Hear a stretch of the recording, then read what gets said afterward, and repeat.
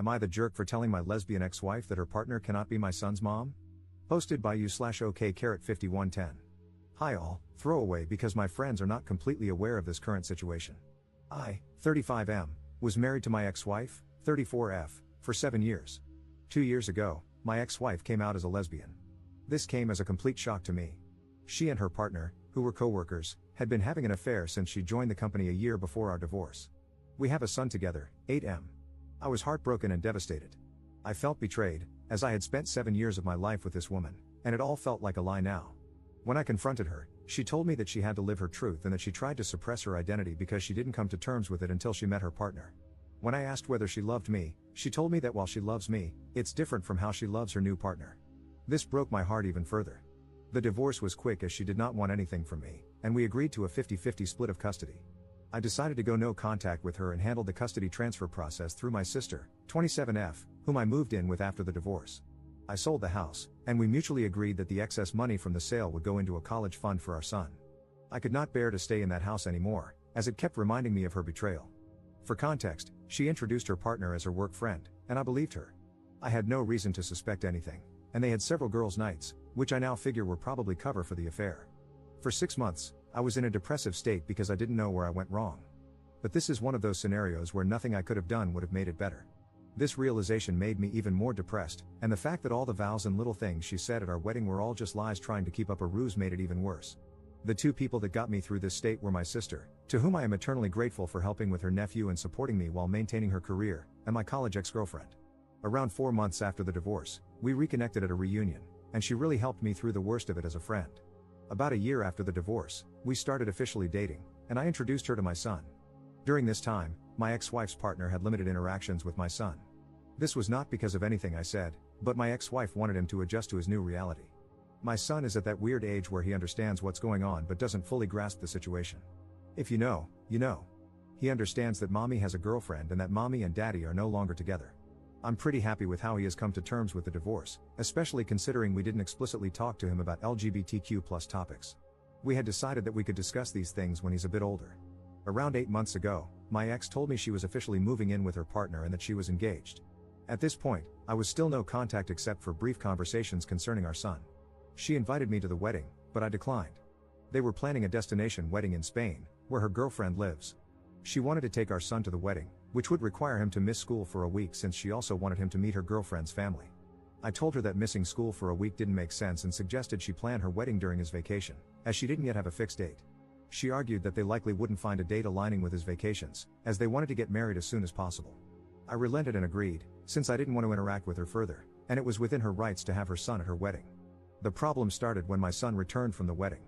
He was supposed to stay with me, as we have a flexible week-in/week-out custody arrangement. She wanted to take my son on her honeymoon so he could bond with his new stepmother. I told her that she had already had 2 weeks with him, as she had custody the week before the wedding, and I wanted to spend some father-son time with him. I told her it was within my rights, and she should go spend time with her new wife. She argued that, since our son's interactions with her partner were limited due to her busy schedule, this was a great opportunity for them to bond. I told her that she'd already had 2 weeks for them to get to know each other. She said they were busy with the wedding and didn't have time. I explained that I had taken vacation days to go to a motorcycle expo and build a Lego set, 2 things my son absolutely loves. She kept arguing, and I finally told her that custody arrangements are in place for a reason, and that was one thing I would not negotiate. She got angry and left. My son and I had a great time together. I even got him one of those kid-sized motorcycles since he liked them so much. Over the next few weeks, we returned to our week-in/week-out routine. One day, I saw that my ex had posted a photo shoot of them and my son under the caption #lesbianmommies. I thought it was just a post, but the way it portrayed them as a family didn't sit right with me. When I had my son for the week, I asked if his mom was saying anything to him. He hesitated but eventually told me that his mother had been trying to convince him to call her partner mom. This shocked me, as I never expected my ex to do this. Then again, I've been wrong before. I asked if it was something he wanted, and he said he felt much more comfortable calling her by her first name and that calling 2 people mom felt weird. I told him it was okay and that he shouldn't feel pressured to do anything. I called my ex and asked to meet up because this was serious, and I wanted to discuss it. I confronted her, and she told me that since she and her partner were married, it was only natural for our son to have 2 moms now. I told her it wasn't okay to pressure him into calling her partner mom, as she is not his mother, doesn't have an active parenting role in his life, and any major parenting decisions require both of us. She tried to argue that, since my girlfriend and I were getting serious, I might eventually want our son to start calling her mom. I told her that, even if we became serious, I would never try to convince our son to call her mom because he already has 2 parents, and he doesn't need more.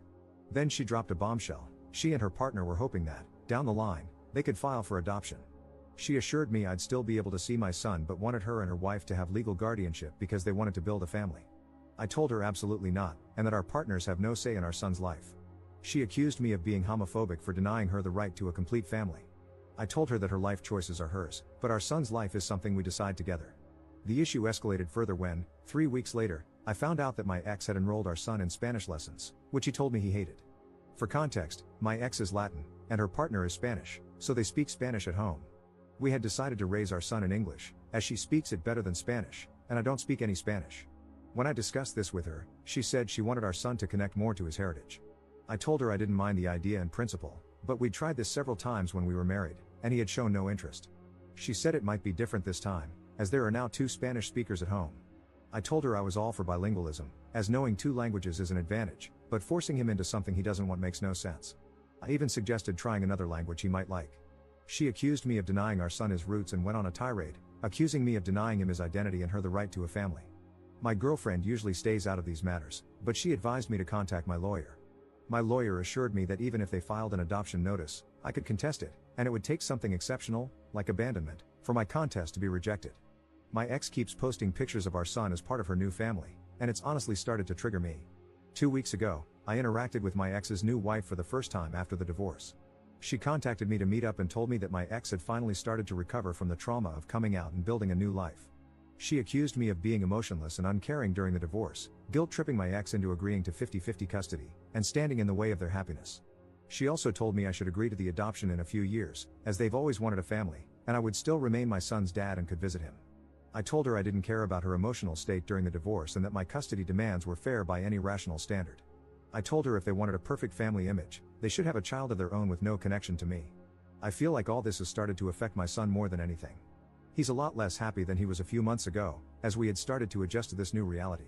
For context, since I know this is going to come up, the emotional trauma my ex faced stemmed from her family effectively disowning her after she came out. Her parents don't talk to her anymore. My son, however, has plenty of interaction with his maternal grandparents when he's with me.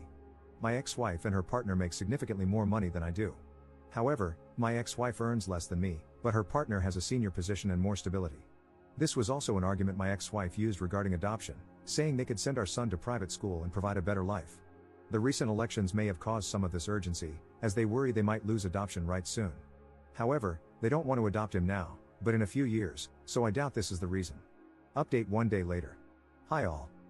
It's been crazy seeing everyone's reactions to the situation, and I wanted to share a quick update with you all. First of all, I'd like to clarify that my son and I have been going to therapy since the divorce. He was doing quite well until the whole mom saga happened. My in-laws disowned her after she came out. They were not even aware of the affair when she came out to them.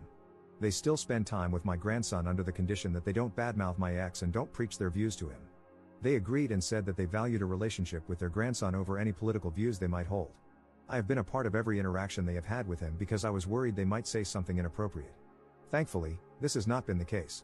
Her extended family has told me that they have all cut her off as well, some for the affair and some for her being gay. Our mutual friends also cut her off because of the affair. All our mutual friends were my work buddies and their spouses/partners. I did not ask them to do anything, they came to the decision on their own. I was actually glad when she told me she had made a friend on her own, as she used to complain about not liking her colleagues. We all know how that turned out. I'm pretty sure they're not planning to skip the country. I have all my son's documents, and we decided this during the divorce because she was still figuring out where to go. Since I was moving in with my sister, the chances of them getting misplaced were low. I have also not received any demands for the documents, and she returned the passport to me when we came back. The whole adoption thing probably stems from the fact that my son has a very close relationship with his mother. The only times he has really complained to me are when she asked him to call her partner mom and when she made him take Spanish classes he didn't want. We did everything for him equally during our marriage, but I had to travel out of state to my parents frequently during COVID because they were sick with pre-existing conditions and couldn't take care of themselves. My sister was on an assignment abroad at that time. My sister also agreed with this. Please let me know your thoughts. I listened to people and contacted my lawyer, who is also my friend, this morning. He told me the same thing as last time, that it would take something really unusual for the adoption process to go through, like child abandonment. He also said that they are a bunch of idiots who have no idea how the law works.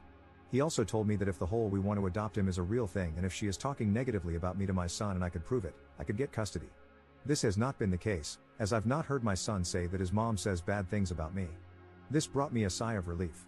I plan to contact my ex today with the following conditions. We both install parenting apps and document all interactions. No more mention to me or my son regarding adoption or calling her partner mom. No more posting images of my son as part of their perfect queer family, because, frankly, I don't want my son's photos on the internet when he is so young. He can decide what he wants when he is older. I plan to talk to my ex in a couple of hours. Please let me know what you think about this. Second update 1 day later. Hi all, I talked to my ex today. She was busy yesterday, and I wanted more time to gather my thoughts. When we met, I put forth my demands. She told me the parenting app idea seems fine and that she has no problem with it.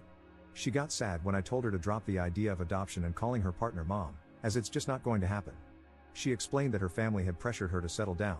I proposed after a year of dating, and I didn't know this, and getting pregnant so soon after getting married wasn't what she had in mind. She got pregnant 1.5 years after getting married. Does that count as soon? I don't know.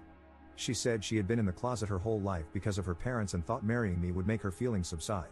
She was happy until she met her partner. She went through postpartum depression after giving birth, but I didn't know she hadn't wanted to get pregnant so soon. She then admitted that the reason they, her wife and her, wanted to adopt my son was that she wanted to start fresh.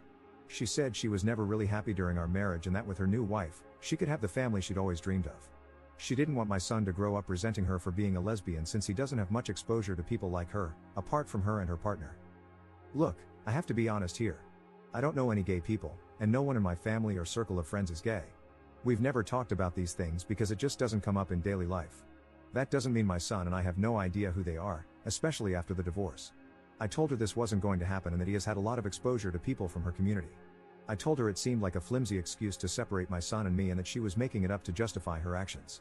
After some arguing, she revealed the real reason she and her partner wanted to adopt my son. Reddit, your prediction abilities are unreal. Apparently, they wanted to adopt him because they are considering moving to Spain in a few years. I told her she couldn't do that and that the legal framework supports me and my rights in both countries. She admitted she knew this, which is why they wanted me to sign the adoption papers. I told her she was crazy to think I'd agree. I reminded her that she still needs my permission to take him out of the country, just like when they got married in Spain. Thanks to a Reddit comment, I researched the laws about this, so I know this isn't happening. She said they wanted to see if I'd agree, and if I didn't, they wouldn't pursue it because she doesn't want to be separated from her son. I emphasized again that this is not going to happen and that if she tries anything or says anything to my son, I'll sue for full custody. She looked sad and said they wanted to check with me first.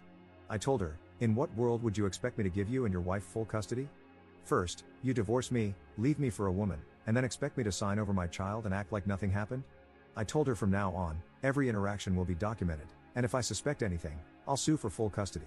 She seemed scared at the idea of losing custody. I don't think she considered that possibility, and she agreed. I also told her not to try to create this picture-perfect queer family because it's not going to happen. Our son has a mom and a dad that he spends half his time with, not two moms. He is not her affair partner's son. He's her son and mine. If she wants a child with her wife, they can have one on their own. I reminded her that the courts are more likely to side with me because of what she's been trying to do and the fact that I work from home and spend more time with our son than she does. I've been trying to ensure he has a stable relationship with both parents since the divorce because I don't want him to resent either of us. But if she tries to remove me from his life, I'll sue for full custody and deal with any resentment he has toward us. I didn't want to argue anymore, so I left the room. I secretly recorded the conversation to have proof in case anything happens. Honestly, Reddit, I've been very angry at my ex since the divorce.